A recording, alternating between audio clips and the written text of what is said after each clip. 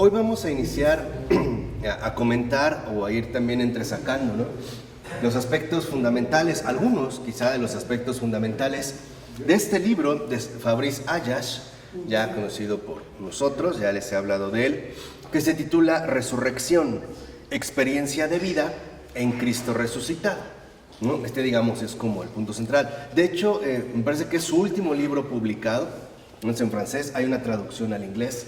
No sé si esté ahorita en vías de publicar algún otro, pero es, digamos, de lo más reciente que en efecto ha publicado Fabrice Ayash, e incluso el título original en francés, o la edición francesa, es de, me parece que el 2016, una cosa así, o sea, es relativamente reciente.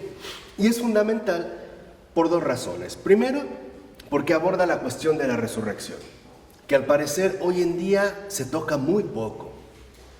Y en segundo, porque si se suele tocar, se hace como superficialmente, ¿no? Como si no hubiera nada que decir al respecto, o muy poco de qué hablar, cuando se trata, y lo sabemos, del acto fundacional por excelencia de la vida creyente, es decir, de lo que nosotros podemos llamar experiencia de vida en Cristo resucitado. De hecho, sabemos que cuando hablamos del resucitado, sabemos del que también fue, ¿no?, muerto y resucitado. En ese sentido, no solamente, no brincándonos, por así decir, el acontecimiento. Y Ayash, en su estilo peculiar que tiene, ¿no?, me parece que tan revelador como filósofo, converso católico, les he dicho, él era ateo en gran medida de su vida, ¿no?, un ateo de una inteligencia muy fuerte, judío, de papás judíos, maoísta, con esa tendencia, vamos a decirlo así, pues, religiosa.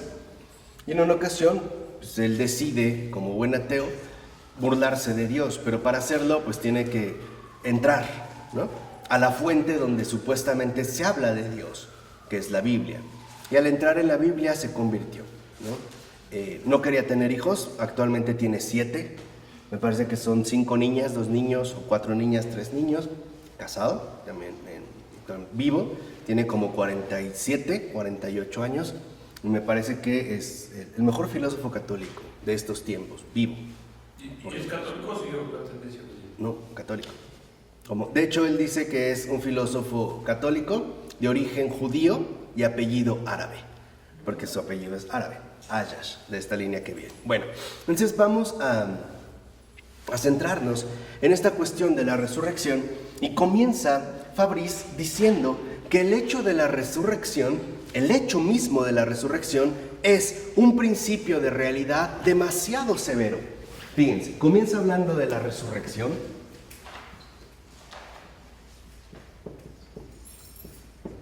Y dice, el hecho mismo de la resurrección, para empezar, es un principio de realidad. Es un principio de realidad. Nos ha abierto a una nueva realidad. Es un principio de realidad, pero, dice, para algunos, demasiado severo. Ahorita vamos a ir tratando de entender por qué, o a qué se refiere esta afirmación de Ayash. Dice, es un principio de realidad demasiado severo. Dice, tan severo que para muchos incluso ni siquiera es inmediatamente captable.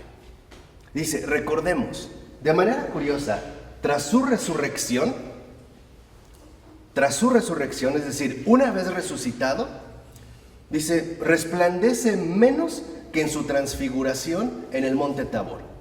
En la transfiguración resplandeció, ¿no?, es el Evangelio, ¿no?, y su rostro se puso brillante y sus ropas blancas como la nieve, ¿no?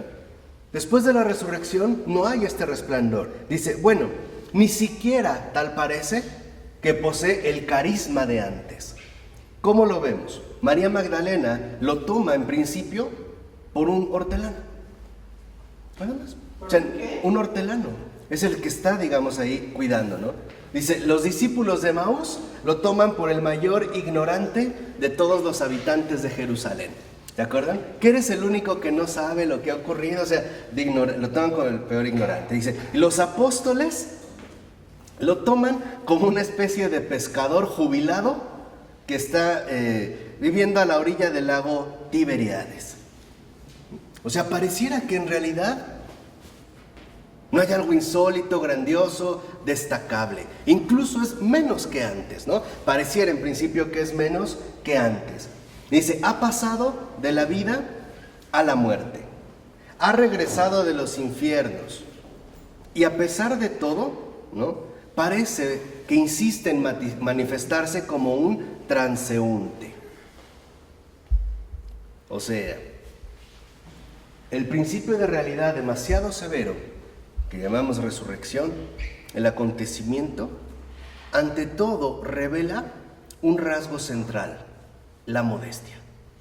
La modestia. Por eso es un principio de realidad demasiado severo. Cuando nosotros atravesamos algo grandioso, de acuerdo a nuestros criterios humanos, por lo regular, nos sentimos fuertemente inclinados o tentados a engrandecernos. Él, que es el único que ha vencido la muerte, que ha vuelto de los infiernos, ¿no? Se manifiesta de entrada con una radical modestia. Dice, incluso los evangelistas insisten en dicha modestia. Por ejemplo, en Lucas, capítulo 24, versículo 36, o en Juan, capítulo 20, versículo 19 y 26. ¿Cómo mencionan, cómo abordan esta modestia? Diciendo simple y sencillamente, se presentó en medio de ellos. ¿Se acuerdan también cuando estaban a puerta cerrada? Que dicen, ¿no? De repente apareció, se presentó en medio de ellos. No hubo ruidos, luces, trompetas, tambores, dianas, nada. Pareciera así que con esta modestia se introduce. Dice, en medio de ellos. Esto a mí me gusta mucho de Ayash, porque como él es de origen judío, en cuanto a tal, maneja súper bien el hebreo. Y entonces acude a los textos originales, tanto en hebreo, después como su traducción en griego, e incluso en latín. Pero nos revela este sentido hondo que a lo mejor puede pasar desapercibido en principio, ¿no? Para muchos de nosotros. Dice, ¿qué significa en medio de ellos la expresión? Una total familiaridad. O sea, se presentó en medio de ellos se manifiesta, se hace presente como lo había estado hasta entonces, de una manera igualmente familiar, de una manera igualmente sencilla, es decir, de una manera igualmente modesta. De tal forma que cuando los apóstolos dicen, se presentó en medio de ellos, en medio de ellos, lo que quiere decir es, sin ningún tipo de aparición fantástica, ruidosa, espectacular, nada de eso. Dice que de hecho es lo que quizá nosotros esperaríamos, ¿no? Entonces aquí está un primer rasgo central. ¿Por qué la resurrección es un principio de realidad demasiado severo? Porque se sustenta en la modestia, no en el exhibicionismo, no en la arrogancia prepotente del que ha logrado alcanzar una victoria inimaginable. Simple y sencillamente se revela en la modestia.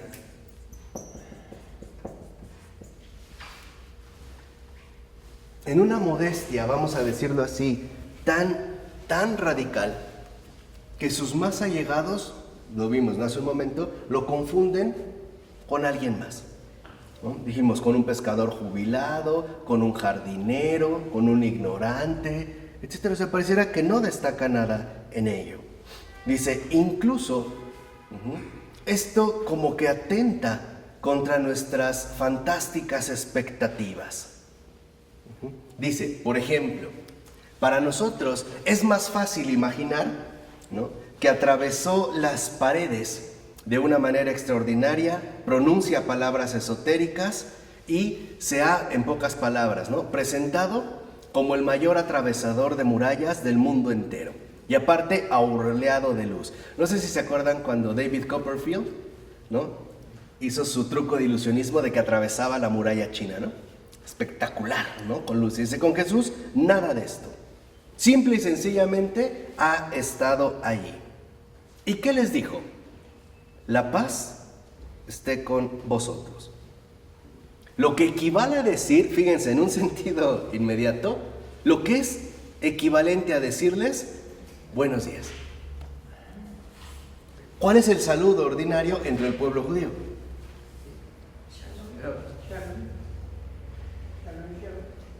Una forma ordinaria es un saludo, se saludan con la paz, ¿no? La paz.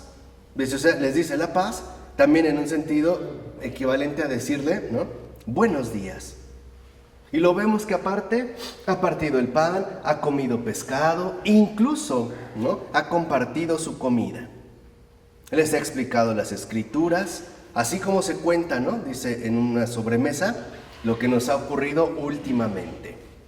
Y en lugar de hacer una demostración de fuerza, por ejemplo, dice, doblando una barra de hierro con la mente, con el poder de la mente, o levantando las paredes y las casas, ¿no? Como el X-Men Magneto, ¿no? Que levanta así y lo lleva, ¿no? Y es capaz de doblegar un avión.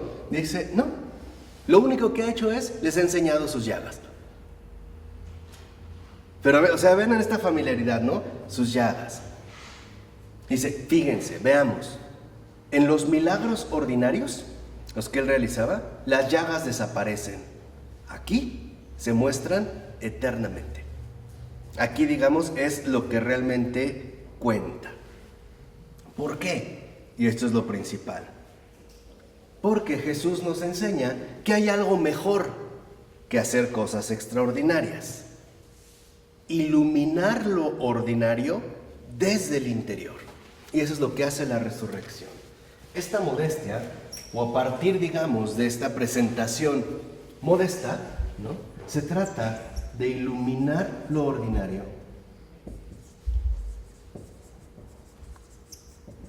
desde lo interior.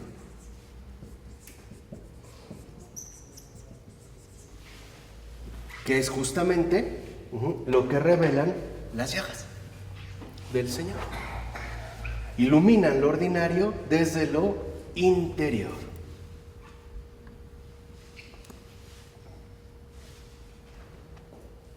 Es el mismo que es el verbo creador, el verbo salvador, el mismo que salva al que crea. Ahora, aquí viene el aspecto central. ¿Por qué se trata de iluminar lo ordinario desde lo interior? Por una simple razón. Porque Él mismo lo ha creado. ¿Cómo lo va a despreciar? ¿Cómo va a despreciar lo ordinario? ¿Cómo va a despreciar el asar un pescado? El compartir la mesa con amigos, los saludos familiares, incluso en el gesto del mediodía. Esto es fundamental, digamos, el énfasis que pone aquí Ayash, ¿no? Lo que nos dice es, pensamos que la resurrección tendería a elevarnos a una especie de existencia que nada tiene que ver con lo terrenal, con lo ordinario, con lo cotidiano, con lo familiar, ¿no? Y dice Ayash, sí, pero entendamos algo importante. La resurrección ilumina lo ordinario desde lo interior, porque Dios mismo lo ha creado. ¿Cómo es que lo va a despreciar? Más bien lo rescata, lo realza. Dice, sí, Jesús, no, dice Ayash, se ha dejado llevar de vez en cuando por prodigios impresionantes, ¿no? E incluso numerosos, sí. Por ejemplo, sanar a un enfermo con un simple contacto, incluso de su ropa, ¿no? ¿Se acuerdan de la mujer que solo rozó el manto, se curó, ¿no? Dice, o darle de comer a miles de hambrientos, ¿no? Con lo que de hecho servía para un aperitivo para dos, ¿no? Ok, sí, lo ha realizado. Dice, pero hay que reconocer que a la escala de su estancia en la tierra, o sea, unos momentos de los 3 años de su vida pública contra 30 años de vida oculta, y sobre todo para alguien que es todopoderoso, esos efectos, esas manifestaciones son muy limitadas. Realmente sería muy poco. Dice, y con razón, precisamente, si hubiera hecho brotar una ciudad entera del suelo, correríamos el riesgo de olvidar que ya ha creado el universo entero. ¿No? Se dan cuenta, digamos, la distracción en la que podemos caer, ¿no? Dice, si hubiera fabricado con un chasquido de dedos un tejado, al final no entenderíamos que ha creado algo mucho mejor. Hombres, con todos sus miembros, que inventan varios tipos de tejados con la energía que les da. Por ejemplo, a través del arte de la carpintería. Dice, por ello, lo que realmente resulta asombroso no son los prodigios que realiza, sino la modestia con la que se manifiesta. Eso es lo verdaderamente prodigioso, ¿no? En este primer punto. Dice, incluso al grado de que Él, siendo el creador del agua, pida un vaso de agua. Eso es lo asombroso. Que Dios mismo se manifieste con tanta ¿qué? Modestia, ¿no? Iluminando lo ordinario desde lo interior. Y aquí es donde entra lo fundamental. Porque el Redentor no podría, ¿no?, eclipsar al Creador, porque se trata del mismo Dios. Redentor y Creador, Dios Redentor y Dios Creador, no rivalizan. No son dos dioses, es un único Dios que se manifiesta ya de una manera concreta. Dice, esta es la razón, porque sus actos extraordinarios no tienen como fin desviar, sino más bien en su providencia llevar de nuevo a lo ordinario. ¿Cómo hablaba Jesús? ¿De qué cosas hablaba? Ordinarias, de lo más común, de lo más entendible, de lo más sencillo. Hablaba de las flores del campo, de los pájaros del cielo, de oficios, ¿no?, de situaciones humanas completamente ordinarias. En este, digamos, primer momento, llevar al ordinario. Dice, por ejemplo, cuando le devuelve la vista al ciego, es para que éste se maraville al ver como todo el mundo. No es algo exclusivo para él, es que se maraville de ver, ¿no?, el mundo como lo hace todo el mundo. Dice, a ver, por ejemplo, cuando cura a la suegra de Pedro, es para que Pedro pueda admirar a su suegra. Y dice que es un milagro de segundo grado, ¿eh? ¿Y lo ves? O sea, es también un milagro, que el yerno, está bromeando, ¿no?, que el yerno también admire a su suegra. Dice, cuando saca a Lázaro de la tumba, ¿se acuerdan, no? Lázaro, ven, es para que pueda morir otra vez de verdad, al ordinario. Y esto es algo fundamental que a veces nosotros, vuelvo a insistir, pasamos de lado. Dice, en realidad debemos de entender bien la esencia del milagro. Dice, el milagro solamente suspende el curso ordinario de las cosas para que podamos volver a abrir nuestros ojos cerrados por la rutina. Eso es un milagro. O sea, en realidad, el milagro, ciertamente, nos hace sanar de la rutina. Pensemos, ¿qué sucede en el caso de una persona que ha recuperado la salud por milagro? ¿De qué se trata realmente? De que tenga la conciencia de lo que de ordinario posee, en este caso, ¿la qué? La salud. Entonces, en realidad, un milagro apunta a realzar lo ordinario de la vida. Ese es el cometido fundamental del milagro. Por ejemplo, Jesús multiplica los peces y los panes, pero lo fundamental es reconocer que un pez y un pan es un buen alimento. Y que puede ser un buen alimento para todos. ¿Vale? En este sentido, dice, y también desvelar el don, que muchas veces, ¿no?, nosotros perdemos de vista por el ajetreo habitual. Y esto es como también muy común, por ejemplo, cuando uno está bien de salud, creo que es cuando menos la valoramos, ¿no? Por ejemplo, no sé en otras partes del mundo, ustedes que son cosmopolitas, pero en México, al menos creo que nuestra educación en materia de salud es remedial, no preventiva. O sea, ¿a qué voy? Nosotros por lo regular creo que asistimos a un médico cuando ya estamos mal y buscamos un remedio. No lo hacemos como un chequeo constante, por ejemplo, mes con mes, de forma preventiva, ¿no? Bueno, esa es mi impresión, no sé si sea una tendencia. No sé si sea en otros países igual. No tengo idea, no sé si... ¿Sí? No, sí se puede, claro que sí se puede. No sé realmente si sea esta la línea, ¿no? No tengo idea, pero Cuando nos enfermamos, por lo regular es que en el ajetreo habitual en el que estamos, perdemos de vista lo ordinario. Dicho de otra manera, el milagro nos cura realmente del ajetreo diario. Ese es como el efecto principal del milagro.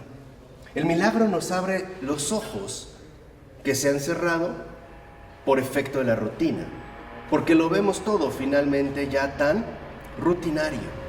Es como a veces pasa en Medjugorje, ¿no? Donde dicen que algo raro está pasando con el sol. Lo importante es eso, que hay un sol. Ese es el milagro. ¿Sí eso, o sea, hacia allá va eso es el milagro. Hay gente que ya para nada ve el sol. Es más, le molesta que haya sol. Lo curioso es que también le molesta que haya lluvia. Y también le molesta que esté nublado. Es curioso, ¿no? Pero lo importante es eso, hay un sol. ¿Puede bailar, cambiar de colores? Sí, pero no atenta contra lo ordinario. El milagro, ¿no?, nos abre los ojos que han quedado cerrados por, digamos, efecto de la rutina. Dice, por ejemplo, nosotros ya no nos sorprendemos por ver, porque no hay nada más común. Lo común es ver, no perder la vista. Dice, pero cuando el ciego de nacimiento de repente se pone a ver milagrosamente como todo el mundo, entonces se revela que el ordinario es ya un ¿qué? Es ya un milagro. Como les ponía en el caso del sol. Hay un ensayito muy bueno del gran Gilbert Keith Chesterton que se llama Las ventajas de tener una sola pierna. Y él lo redacta precisamente una vez que se esguinzó, tuvo un accidente y pues bueno, le tuvieron que poner una férula, un yeso y no podía salir de su casa. Y ahí él empieza a ver lo ordinario. De hecho, por eso yo les he comentado en algunas ocasiones que estoy convencido que Chesterton es el gran antídoto contra el veneno contemporáneo. ¿Por qué? Porque Chesterton desbarata las telarañas espectaculares del mundo de hoy en día para volver de nuevo al milagro de lo ordinario, de donde brota la verdadera alegría de la existencia. En esto consiste, digamos, el perfil fundamental de Chesterton. Es un gran antídoto. De verdad, por eso es muy sana su lectura, ¿eh? Y aparte, los que lo puedan leer en inglés, mejor. Dicen que es increíble. No lo sé. Pero al menos en español tenemos bastante traducido y en muy buenas traducciones, ¿no? Muy buenos ejercicios de traducción.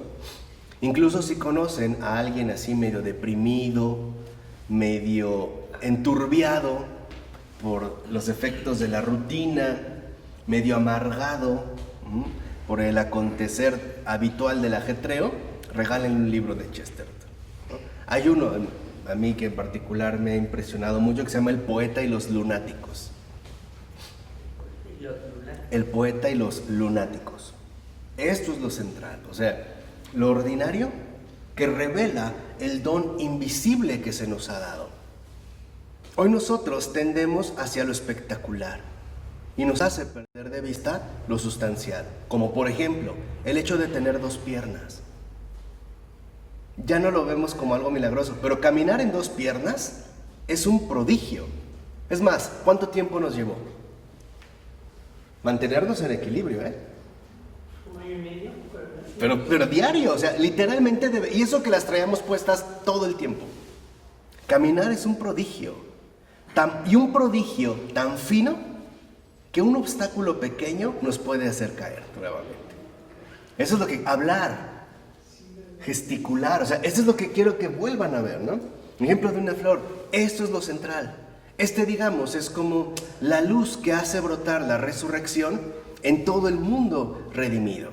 Precisamente que lo ilumina lo ordinario desde lo interior. Exactamente. Exacto.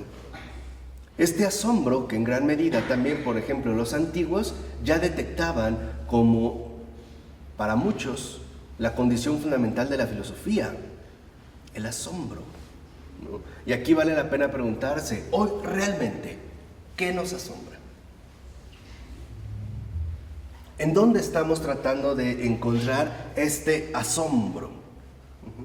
O sea, ¿cómo estamos nosotros afrontando dice, uno de los problemas más importantes de la existencia? O sea, la reconciliación de la gloria con lo cotidiano. ¿Dónde está ahí? ¿Cómo estamos nosotros realizando este cometido? La reconciliación de la gloria con lo cotidiano. ¿O acaso un pasto es despreciable? ¿O un sol? ¿Que de verdad la galaxia en la que vivimos no es ya tan asombrosa como para que estemos deseosos de encontrar nuevas galaxias, descuidando incluso lo que tendríamos más cercano? ¿Que de verdad estamos tan ambicionados por una prótesis totalmente biotecnológica que no nos hemos dado cuenta la maravilla que es tener esto que llamamos mano? Esta cosa extraña con una palma y 5 dedos. Es rara. De verdad, vean bien su mano. O sea, es rara. Es una cosa rara. 5 como tentáculos que salen, ¿no?, de una palma plana. Es rara. Esto es lo primordial. O sea, la reconciliación de la gloria, dijimos, con lo cotidiano. Ahora, dice Ayash, por supuesto, hay una cierta mediocridad en contentarse con lo cotidiano y no ambicionar la gloria. Pero también existe la bajeza de alegrarse por una gloria que desconoce por completo lo ordinario. Al grado de que ya no sabe reconocer que el sol que sale cada día es algo milagroso. Y que también entonces, en este sentido, estaría relacionado de manera muy profunda con la gratitud. Vean las preguntas que hace Ayash. ¿Cuántos artistas han encontrado inspiración porque querían ahorrarse usar la aspiradora? ¿Cuántos filósofos han forjado poderosas teorías sobre el hombre por querer evitar vivir con su mujer? Es elevación, ¿no?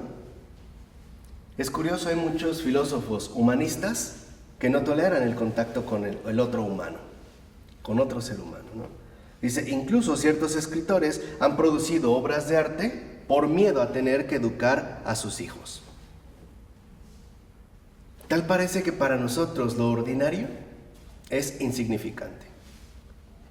Y queremos algo espectacular, pero que en realidad resulta ser irrelevante, ¿no? Como los fuegos artificiales que se utilizan en las ceremonias oficiales. Por ejemplo, aquí el 15 de septiembre, ¿no? Bellísimos, pero ya, no quedó nada. Ya, pasó. Dice, en cuanto a los futuros superhombres, estos son los más incapaces de todos. Por ejemplo, sus prótesis biónicas ignoran ya la revolución que lleva a cabo una simple caricia. Se ignora lo ordinario. Hoy estamos fantaseando, ¿no?, con un mundo futurista lleno de inmensos avances tecnológicos, pero sin la presencia básica del ordinario, tal y como es. Por ejemplo, lo ordinario de poder ver a otra persona. Ahora preferimos una visión teledirigida. O sea, vamos, una comunicación a distancia. Dice, por ello, no es casual que entonces muchos jóvenes se fugan del mundo real para quedar atrapados en ese mundo virtual, tan lleno de fantasías, donde tienen que realizar sus propias aventuras. Por eso no sé si conocen un poco el mundo de los videojuegos. Verán que muchos de los videojuegos contemporáneos, ¿no?, de las consolas para videojuegos más famosas que hay, Xbox, PlayStation, generan juegos de aventuras.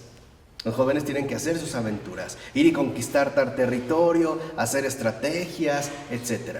¿Por qué? Porque ya para ellos lo ordinario está totalmente opacado, no resplandece, no es algo digno de admiración y por lo tanto mucho menos de agradecimiento. En primer lugar, hay dos factores. El primero es que nosotros no se los revelamos. Acuérdense, o sea, nosotros recibimos una herencia que también debemos transmitir tarde o temprano en un testamento. O sea, ¿qué hemos recibido y qué es lo que nosotros vamos a legar? Entonces nosotros no se lo revelamos. No le revelamos, por ejemplo, la maravilla, que significa que algo haya, lo que sea. Y nosotros, al no revelárselo muchas veces, al quedar, por así decirlo, atrapados, ¿no?, o eclipsados por la rutina diaria, los vamos conduciendo hacia otras alternativas que por lo menos logren despertar algo de su interés. O sea, digamos, hoy en día lo tecnológicamente sofisticado. Creo que aquí podemos hacer una pregunta importante. ¿Por qué un joven puede estar convencido de que el iPhone 8 es mejor que tener una rana entre las manos, por ejemplo, o un caracol, o una babosa?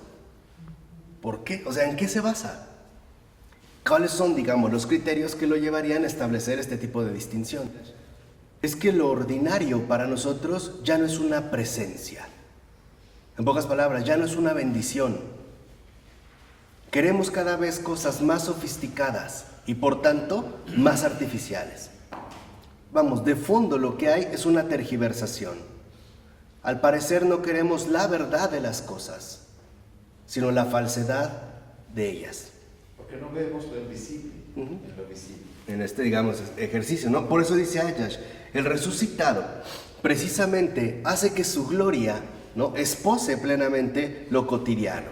Dice, veamos, apenas ha llegado a la cima absoluta de la perfección insuperable, es decir, la resurrección, y tal parece que no encuentra nada mejor que ir con sus amigos para comer, hacerles de comer y platicar.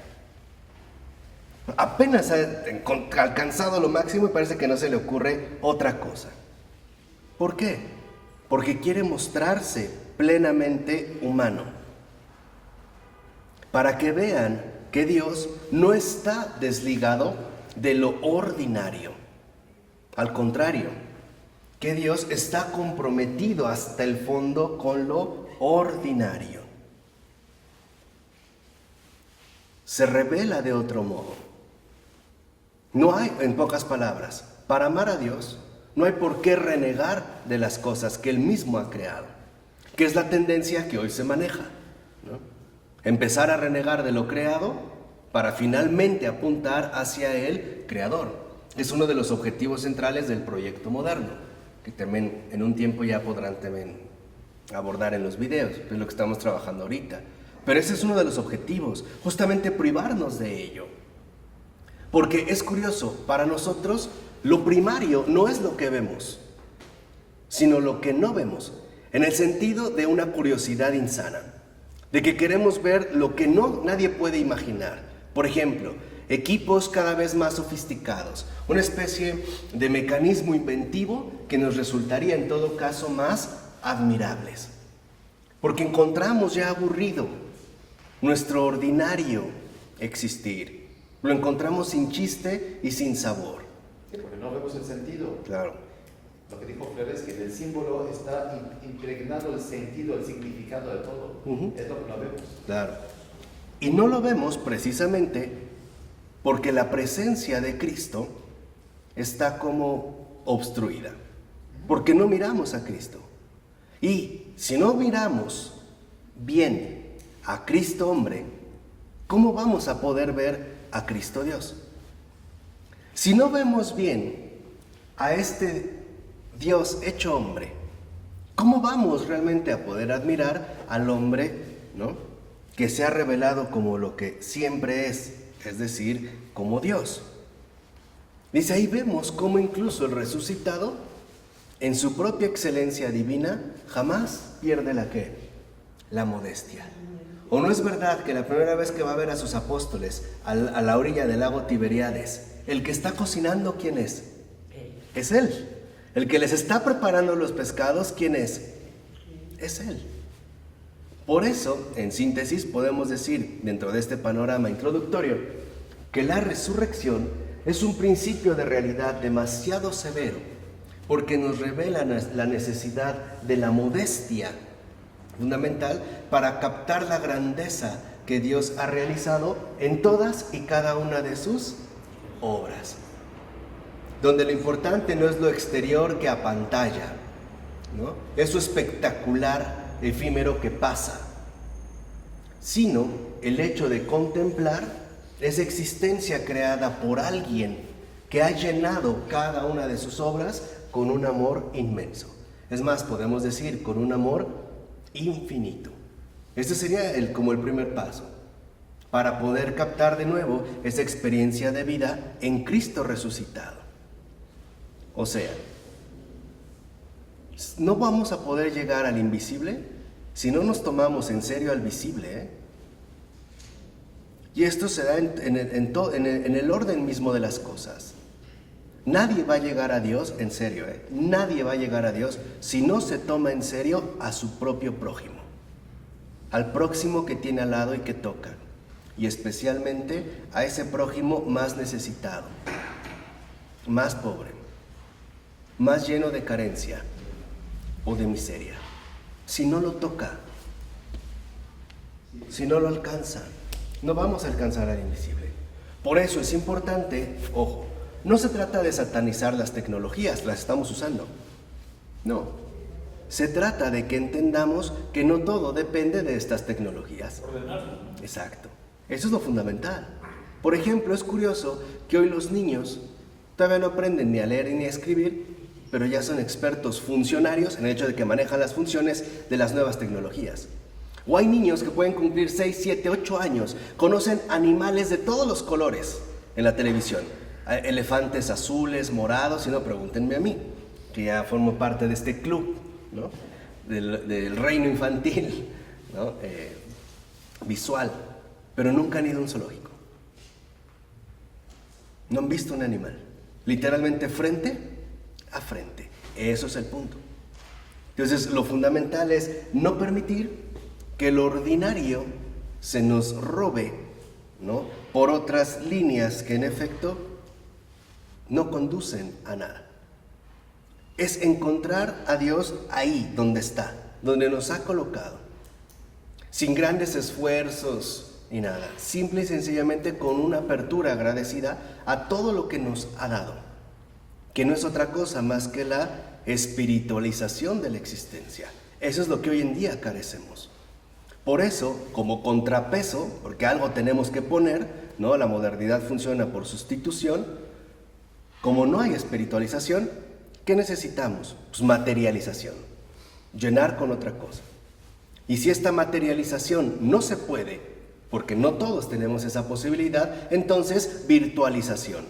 Crear reinos imaginarios, impalpables, intangibles, que en último término nos hacen olvidar precisamente, ¿no?, lo que tengo al alcance, especialmente a mi prójimo. Y vuelvo a repetir, al prójimo más necesitado, que de hecho debe de ser, ¿no?, el que mantenga una preferencia en mí sobre todos los demás, ¿no? La atención hacia los pobres, de todo tipo, la pobreza de todo tipo, porque como nos dijo San Basilio, a mí me quedó muy muy claro, aunque seas pobre, siempre hay alguien más pobre que tú. Y tiene razón. Dice, y no anda lejos de ti, Eso es lo fundamental. Empezar por ahí. Les digo, nadie va a llegar a Dios si no se toma en serio a su prójimo, Esa es como la escalera. Si uno rompe el puente con el prójimo, si uno rompe el contacto con el prójimo, Dios desaparece del panorama. Y ya, no avanzamos, no crecemos. Y la resurrección pierde peso, ¿no?, que debe de tener para nuestra vida. Pero bueno, vamos a dejarle hasta aquí. En nombre del Padre, del Hijo y del Espíritu Santo. Amén.